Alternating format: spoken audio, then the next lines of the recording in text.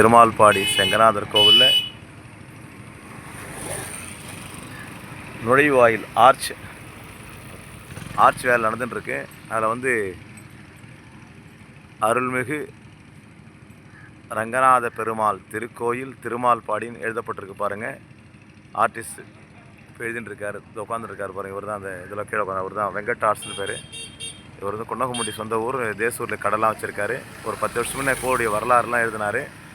அப்புறம் கோடி சன்னதி வரலாம் அவர் தான் எழுதினார். இப்போவும் எழுத போகிறார், அவர் தான் எழுத போகிறார். கோவில் அந்த ஒர்க்லாம் கொஞ்சம் ஃபைனல் ஹவுஸில் எழுதி தரேன்னிருக்கார். யாகசாலை விஷயத்துலையும் அந்த சுவாமி படங்கள், யாகசாலையுடைய ரங்கநாதனுடைய அந்த கோவில் நடக்கிற கும்பாபிஷேக விஷயத்தினுடைய யாகசாலை விஷயத்தையும் படம் வரைகிறது, அதில் பேர் எழுதுறதுலாம் கூட அவர் தான் பண்ண போகிறாரு.